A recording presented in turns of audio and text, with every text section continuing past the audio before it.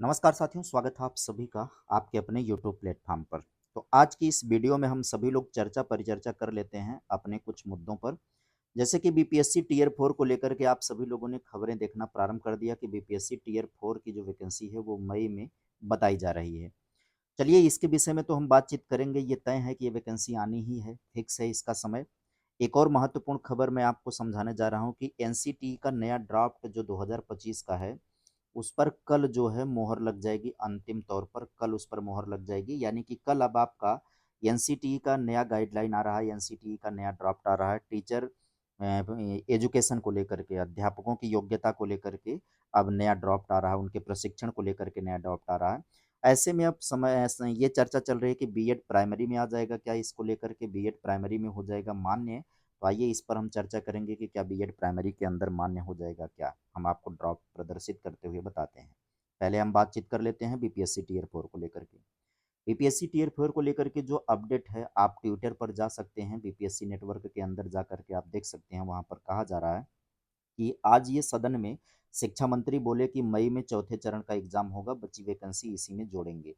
असल में कुछ लोग डिमांड कर रहे थे कि जो टीआरई 3 का रिक्त पद हो जाएगा, वो कुछ लोग होते हैं जो ज्वाइन नहीं करते हैं, या कुछ लोग जिनका जूनियर में भी होता है और जिनका ऊपर भी होता है, 9वीं 10वीं 11वीं 12वीं में भी टीचर बनते हैं, तो वो लोग किसी एक को ज्वाइन करते हैं, बाकी को छोड़ते हैं। ऐसे में पद रह जाते हैं रिक्त। तो ऐसे में सवाल उठ रहा था कि जो टीआरई 3 के रिक्त पद हैं, सप्लीमेंट्री रिजल्ट के रूप में क्या उसको भरा जाएगा क्या? तो जब ये सवाल पूछा गया इनसे कि सप्लीमेंट्री रिजल्ट के रूप में क्या टीआरई 3 के रिक्त पदों को भरा जाएगा, तब इन्होंने जवाब दे दिया नहीं। टीआरई 3 का जो रिक्त पद हो जाएगा उसको हम टीआरई 4 के अंदर जोड़ देंगे, जिसके लिए मई में विज्ञापन आने की संभावना है, सदन में शिक्षा मंत्री जी ने बोला। तो यहाँ पर बात मई में कही जा रही कि मई में इसका विज्ञापन हम लेकर के आएंगे, परीक्षा करवा लेंगे। ये यहाँ तक की बात है कि परीक्षा भी करवा लेंगे।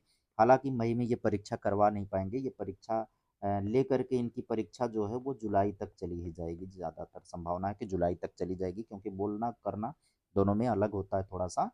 तो आप मान करके चलिए कि आपको ठीक ठाक समय मिल जाएगा तैयारी करने को लेकर के, पढ़ाई करिए और आप ना बीपीएससी टियर 4 के अंदर शामिल हो जाइए। अब हम बात कर लेते हैं एनसीटीई को लेकर के, जो नया ड्राफ्ट आ रहा है उसको लेकर के। आज का ये एनसीटीई का national council for teacher education पर आप यक्स जो ट्विटर है, ट्विटर के यक्स हैंडल पर आप जाएंगे, एनसीटीई न्यू ड्राफ्ट रेगुलेशन पर 7,000 से ज़्यादा सुझाव मिले हैं। असल में एनसीटीई का जो नया ड्राफ्ट है वो तो बन करके पहले से तैयार है। एनसीटीई न्यू ड्राफ्ट के नाम से आप जाओगे तो आपको इसका पीडीएफ भी उपलब्ध हो जाएगा। मेरे पास वो पीडीएफ है, पीडीएफ आपको मिल जाएगा। आप टेलीग्राम ज्वाइन कर लीजिएगा, CDP by Pramod sir, CDP by Pramod sir. अगर आप इस टेलीग्राम पर जाते हैं तो इस टेलीग्राम पर हम नया गाइडलाइन जो आ रहा है, नया ड्राफ्ट, उसका हम पीडीएफ आपको भेज देंगे। उस पीडीएफ को आप देख सकते हैं, वो पहले से ही वायरल चल रहा है। 8 मार्च रखा गया था अंतिम तय सीमा, कि जिस पर आपत्ति मांगी गई थी उसको बढ़ा करके 15 कर दिया गया था। अब 15 भी खत्म हो गया। अब ऐसे में एक ट्वीट आप देख सकते हैं कि 7,000 से ज़्यादा सुझाव मिले हैं। जो भी फीडबैक मिला है उसके हर पहलू को देखने के लिए हाई लेवल विशेषज्ञ कमेटी बनाई गई है। यह कमेटी देखेगी कि किन सुझावों का रेगुलेशन में शामिल किया जाना है। ये प्रोफेसर पंकज अरोड़ा जो अध्यक्ष हैं एनसीटीई के, उनके द्वारा बात कही गई है। अब आप यहाँ पर देख सकते हैं, लगे हाथ इस बात को देख सकते हैं, यहाँ पर अखबार के अंदर है कि बीएड एमएड समेत 9 टीचिंग कोर्सेज के लिए नए नियमों पर कल लगेगी मोहर। यहाँ पर मोहर क्या क्या लग सकती है, तो उसके विषय में बात कर लेते हैं हम आप सभी, क्या क्या इसके साथ बदलाव हो सकता है। हालांकि टीचिंग कोर्सेज को लेकर के जो गवर्निंग बॉडी है उसकी बैठक कल होगी, ध्यान से समझिएगा। गवर्निंग बॉडी की बैठक कल होगी, जिसमें नए रेगुलेशन को अंतिम रूप दिया जाएगा। एनसीटी के चेयरमैन प्रोफेसर पंकज अरोड़ा ने बताया कि ड्राफ्ट रेगुलेशन पर 7,000 से ज़्यादा सुझाव मिले हैं।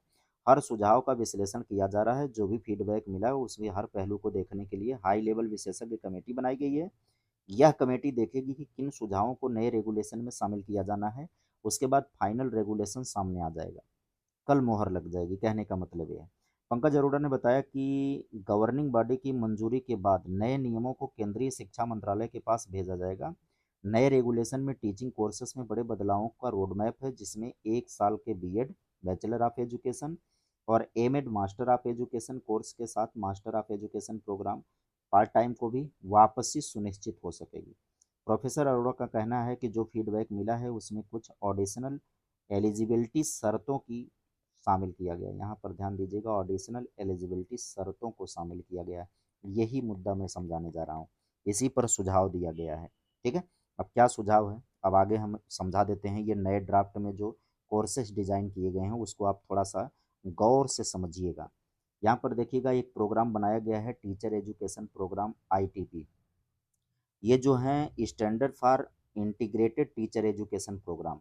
ये जो इंटीग्रेटेड टीचर एजुकेशन प्रोग्राम होगा ये इंटर पास वाले करेंगे। जो 12th का एग्ज़ाम दे रहे हैं वो पास होने के बाद 12th वाले एक परीक्षा देंगे इंटीग्रेटेड। वो NCTE परीक्षा कराती है, वो नेशनल टेस्टिंग एजेंसी NTA परीक्षा करवाती है, जो कि ITEP प्रोग्राम के अंदर शामिल हो जाते हैं। ITEP प्रोग्राम ना एक तरीके से BA BEd है, एक तरीके से इसको आप BA BEd कहेंगे। इसके साथ 2 डिग्री मिलेगी, बैचलर की डिग्री मिल जाएगी और साथ ही साथ BEd की भी डिग्री मिल जाएगी।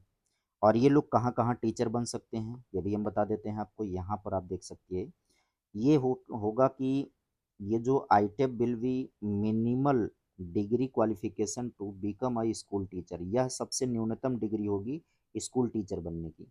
which will be offered often senior secondary और +2 एग्जामिनेशन और इक्वल, मतलब जो इंटरमीडिएट करने के बाद लोग करेंगे।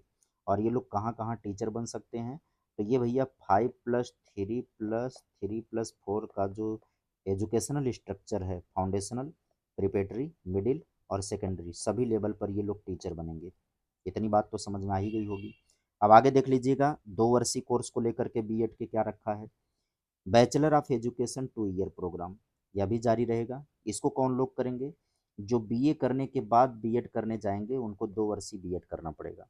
ये लोग कहाँ कहाँ टीचर बन सकते हैं, तो BEd 2 year programme will be prepare teacher to be responsive and relevant to the learners developmental needs and interest corresponding to the different school stated such as foundational, preparatory, middle and secondary. मतलब 5+3+3+4 का जो educational structure है, हर level पर teacher बनने की योग्यता हो जाएगी BEd 2 वर्षीय वालों की। इससे क्या समझ में आ रहा है, क्या ये केवल नए लोगों को शामिल करेगा क्या? क्या आगे से जो लोग BEd करेंगे वो लोग केवल मान्य होंगे क्या? नहीं, कोई भी नया ड्राफ्ट आता है वो सब पर लागू होता है, पुराने पर भी लागू होता है, नए पर भी लागू होता है। अच्छा, BEd 1 ईयर वाले जो हैं, 1 साल वाले, बहुत से लोग 1 साल BEd करके बैठे हुए हैं। अब आप देखिएगा कि आगे BEd 1 साल वालों का क्या रखा है यहाँ पर।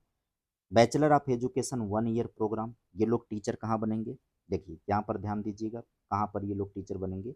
BEd 1 year programme will prepare teacher to be responsive and relevant to the क्या है, learners developmental needs and interest corresponding to the different school stages such as foundational, preparatory, middle and secondary, guided by the 5+3+3+4 design. जो new education policy आपका 2020 है उसमें structure कैसा है, 5+3+3+4 का है ना। फाउंडेशनल स्टेज है, प्रिपेटरी है, मिडिल है, सेकेंडरी है। BEd 1 ईयर प्रोग्राम जो लोग करेंगे वो लोग सभी लेवल पर टीचर बनेंगे, यानी फाउंडेशनल लेवल पर भी टीचर बनेंगे, प्रिपेटरी पर भी बनेंगे, मिडिल पर भी बनेंगे, सेकेंडरी पर भी बनेंगे। क्या समझ में आ रहा है, क्या जो लोग नया करेंगे केवल उनके लिए लागू होगा क्या? कोई भी नियम जब आता है तो नए पुराने सबके लिए आता है। अच्छा, 2018 में जब गाइडलाइन आया था, आप देखिए थोड़ी सी कहानी समझिए। जब 72,000 की वैकेंसी हुई थी, 72,825 का जो विज्ञापन आया था 2011 में, जो वैकेंसी जिसको लेकर पहली बार टेट आयोजन किया गया था, 72,825 में BEd वाले शामिल थे, टीचर बने प्राइमरी में। उसके बाद 68,500 वैकेंसी आई, उसमें BEd बाहर हुआ, इसमें केवल DLED वाले टीचर बने। उसके बाद 69,000 की वैकेंसी आई, और 69,000 की जब वैकेंसी आई तो फिर से BEd अंदर हो गया। भाई 2018 के इस विज्ञापन से पहले NCTE ने केवल एक लेटर जारी किया था, और NCTE ने जो एक लेटर जारी किया उसमें उसने क्या कह दिया कि BEd वाले प्राइमरी में मान्य रहेंगे। वो कोई बहुत गवर्निंग बॉडी की मीटिंग नहीं हुई थी, but direct offer letter, direct एक तरीके से अलाउ कर दिया गया था। उसी पर सवाल खड़ा हुआ, सुप्रीम कोर्ट ने बाहर कर दिया BEd वालों को। अब NCTE नया ड्राफ्ट लेकर के आ रहा है। अब जैसे ही NCTE नया ड्राफ्ट लेकर के आएगा तो इसका मतलब है कि वो केवल नए लोगों पर लागू थोड़े होगा भाई। वो पुराने जो करके बैठे हैं उनको हाशिए पर रखा जाएगा, उन्हें बाहर कर दिया जाएगा नहीं, उनको भी शामिल कर लिया जाएगा, वो लोग भी उस प्रक्रिया के अंदर शामिल हो जाएंगे। इसका मतलब है बीएड 1 ईयर भी आ जाएगा, फाउंडेशनल स्टेज से लेकर के सेकेंडरी स्टेज तक वो भी मान्य हो जाएगा।